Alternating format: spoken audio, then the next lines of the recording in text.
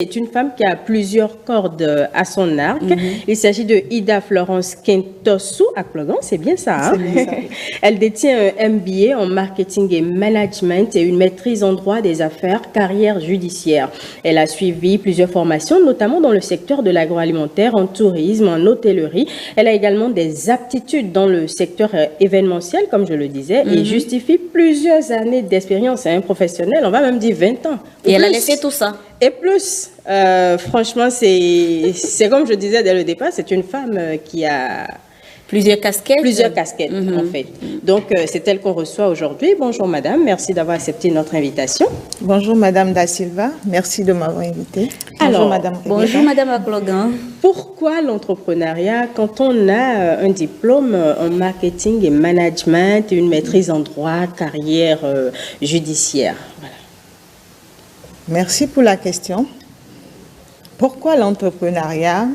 Je dirais l'entrepreneuriat, je crois bien, c'est le fait de mettre en action des projets.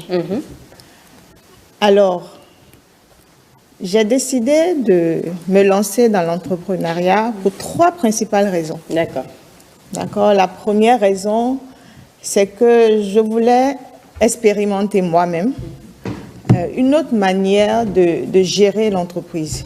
C'est vrai que j'ai eu des expériences professionnelles et compte tenu du vécu que j'ai eu, je me suis dit non, il y a possibilité de gérer autrement une entreprise, il y a possibilité d'apporter un mieux-être aux collaborateurs quand on gère une entreprise. La deuxième raison, c'est de pouvoir disposer, si je ne m'abuse, de mon temps, un peu comme je veux. Oui. C'est-à-dire d'être libre de faire ci, de faire ça, d'aller à gauche ou à droite, et aussi d'avoir une autonomie financière. Ça, c'est important. Et la troisième raison, qui est la raison la plus importante, c'est de pouvoir mettre en action des idées. C'est-à-dire que vous pensez à quelque chose et cette pensée doit se traduire peut-être en produit, en service ou quelque chose d'autre qui peut impacter votre communauté. Et ce produit ou ce service doit pouvoir vous rapporter de l'argent pour vous permettre d'assurer vos charges.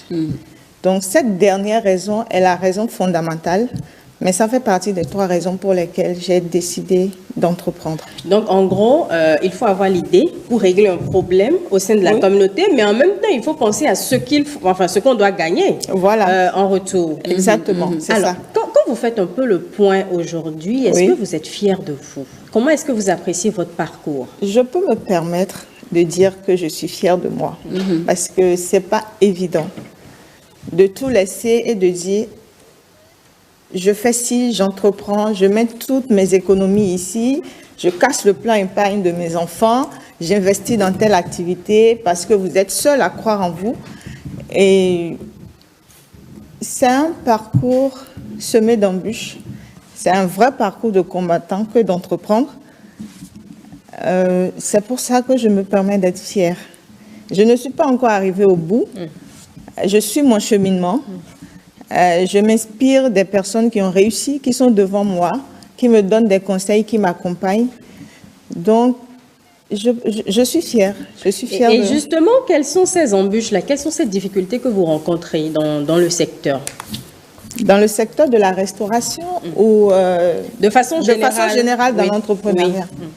Les difficultés, si je dois parler comme tout entrepreneur, je dirais qu'il y a des difficultés liées au financement.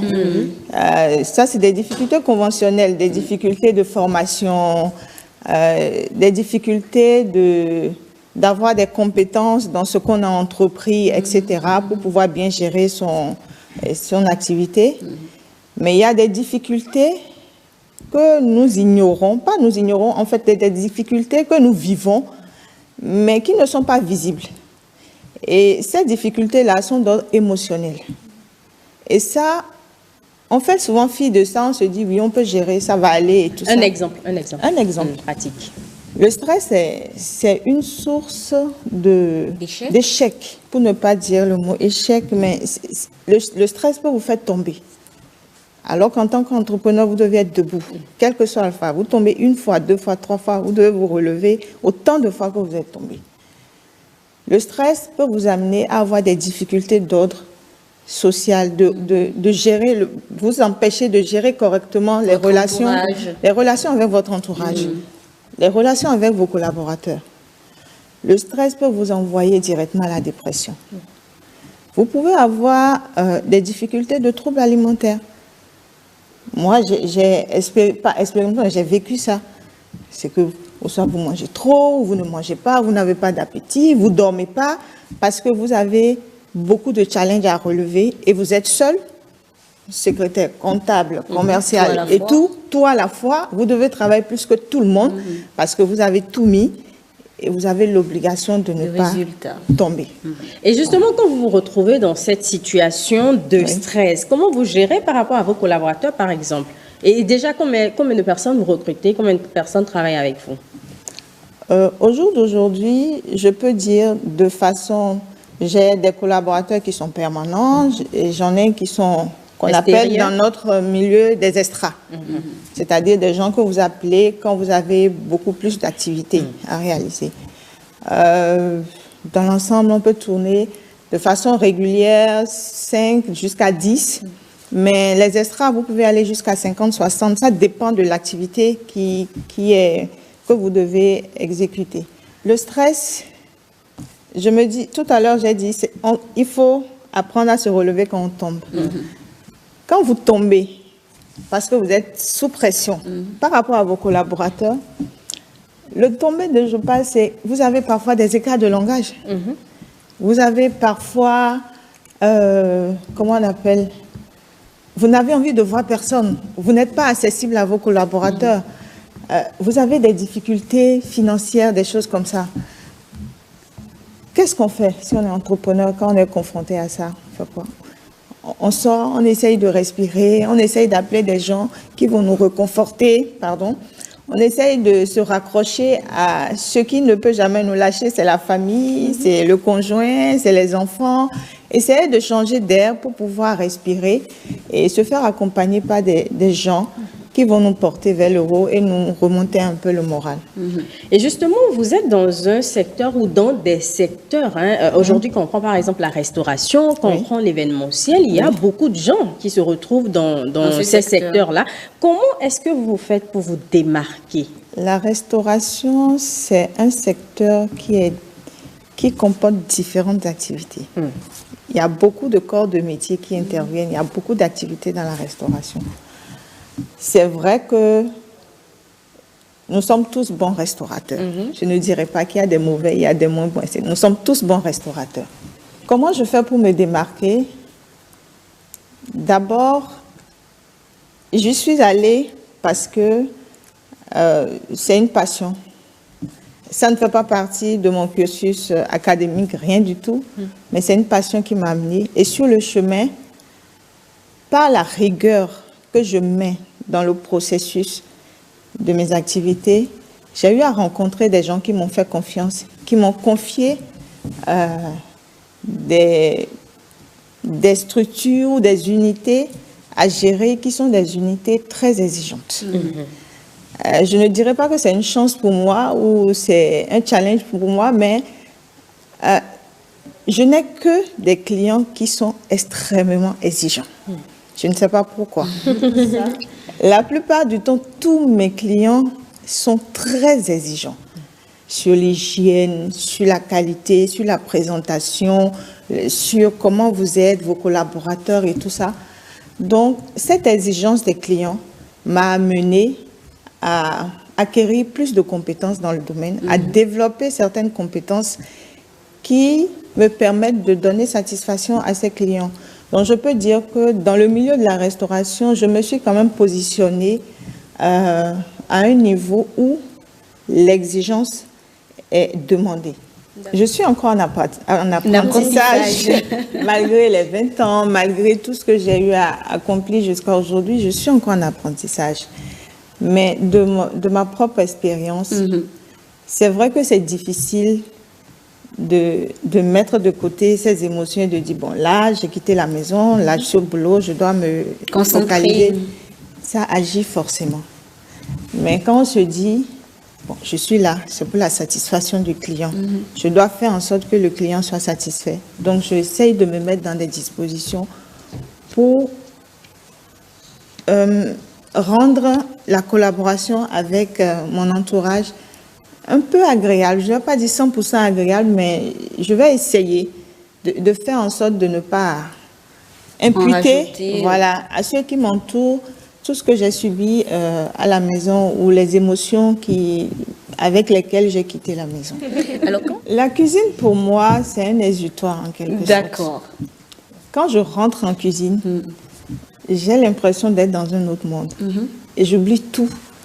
Et tout ce que j'ai à faire, c'est de manipuler mes ingrédients, de parler avec mes collaborateurs, on fait ça, on fait ceci. C'est peut-être la chance que j'ai, moi, de faire la cuisine. C'est pourquoi je dis que c'est une passion. D'accord. Dès que je rentre, j'oublie tout. Ça change. Oui, il faut que tout soit bon. Même si des fois je manque de confiance en moi par rapport à est-ce que c'est bon ou pas et tout, mais je veux que le client apprécie. C'est pas évident quand on n'a pas la passion et qu'on doit toujours chaque fois réglementer tout, être dans les normes. Dans les normes, c'est pas évident, mais il faut le faire puisque c'est le chemin qu'on a choisi. Donc il faut vraiment se faire accompagner par des gens qui peuvent nous aider à mieux gérer les émotions. Quand vous êtes à la cuisine, franchement, vous oubliez tout et vous êtes bien. Ariane, la musique. Alors, on sait que vous collaborez beaucoup avec des représentations diplomatiques dans notre pays. C'est pas un secret, n'est-ce pas? Bon, oui, un peu. Alors, c'est d'ailleurs pour ça, sûrement, que vous parliez d'exigence et tout, parce que c'est des gens très exigeants. Très. Et votre expérience professionnelle aujourd'hui vous a permis également de sortir du Bénin, d'aller ailleurs et tout. Quand vous faites une comparaison de façon générale, qu'est-ce que vous retenez? Qu'est-ce que je retiens?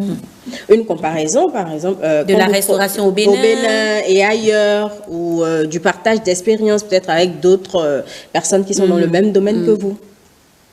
Les deux pays où j'ai eu à intervenir dans la restauration, c'est surtout parce qu'on m'a fait appel pour mes compétences, pour aider à mettre en place de restaurants ou mettre en place, comment on appelle, un document permettant aux promoteurs de pouvoir savoir une stratégie pour la création ou pour la gestion du personnel ou pour la gestion de l'hygiène en restauration, etc. Je dirais qu'au Bénin, c'est pas ce que je vais dire, c'est pas flatteur, mais on est quand même assez sérieux en ce qui concerne la restauration. Oui, on est quand même assez sérieux par rapport aux deux expériences autres que j'ai eues en dehors du Bénin. On est quand même assez sérieux. On essaie quand même de respecter, même si le problème d'hygiène, de normes, c'est un peu récurrent par endroit. Et on est quand même assez sérieux. C'est parce qu'on aime manger. Oui. Alors, pour vous, en tant que femme entrepreneur, quelle est la place de la formation? Surtout pour une femme qui a envie de réussir dans le domaine. La formation est capitale. Tu ne peux pas entreprendre, commencer une activité et ne pas te faire former par rapport à ce que tu es en train de faire. Ce n'est pas évident. Parce qu'il te faut avoir des outils pour gérer ton personnel. Il faut des outils, il faut des aptitudes quand même pour comprendre ce que les gens te proposent. Quand tu demandes aux gens, fais ci, fais ça, il faut que tu aies des notions. Sinon, tu ne pourras pas t'en sortir. Moi, malgré que ça soit la passion, malgré que ça fasse des années que je suis dedans, j'essaye de me former tout le temps. Je continue de me former. Quand j'apprends quelque chose quelque part, ou bien j'ai une opportunité d'aller apprendre une recette, ou bien je continue. Parce que c'est important quand même aussi de renouveler à chaque fois, d'être au goût du jour, comme on dit dans notre milieu. Et de permettre aux clients de se dire, OK, ben, elle n'est pas seulement en train de faire ça depuis 20 ans, 30 ans, 15 ans, mais ça change à chaque fois. Il faut vraiment se faire former sur tous les plans, en gestion de ressources humaines, gestion financière, de l'activité même qu'on est en train d'exercer, il faut se faire former dans l'activité pour pouvoir mieux gérer son entreprise. Alors, dans 10, 15, 20 ans, comment est-ce que vous vous voyez? Comment vous voyez votre entreprise? Là, une grosse question. Une belle question. Dans 10, 15, 20 ans, je me vois, disons, pourquoi pas la première restauratrice du Bénin, ça pour commencer par là. Vous le souhaitez vivement. La référence. Parce que mon parcours m'amène à mettre en place aujourd'hui un restaurant sur fond propre, un endroit où je peux permettre de recevoir mes clients, développer une ferme quelque part, produire moi-même mes matières premières, etc. et tout. Je me vois une référence dans le domaine de la restauration parce que c'est ce que je veux, et même au-delà. Donc ça, c'est le souhait que je me fais, mais c'est là où je veux aller. Alors, Rebecca, si tu le permets, une dernière question. Est-ce que vous avez déjà pu contaminer, je vais dire, vos enfants avec cette passion pour l'entrepreneuriat? Ou ça va s'arrêter, ça va se limiter à vous? Non, je ne crois pas. Je ne crois pas que ça se limiterait à moi. J'ai 2 filles. Il y a la grande qui a 12 ans et la deuxième a 10 ans.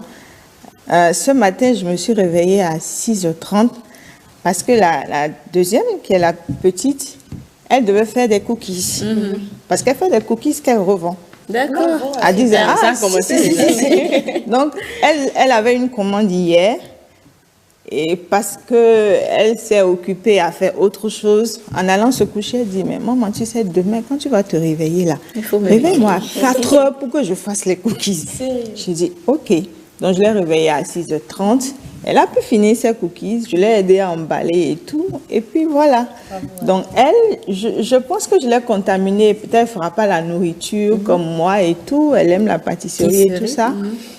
Mais je pense, j'espère que c'est une passion ou bien c'est quelque chose qui va perdurer. Ce n'est pas pour un instant. Mais je crois que contaminer ma fille, c'est déjà un grand pas pour moi. Et j'imagine que vous allez l'accompagner dans ce mouvement. Pourquoi pas? C'est la chose la plus formidable et agréable pour un parent d'accompagner son enfant qui démarre un petit projet. Merci.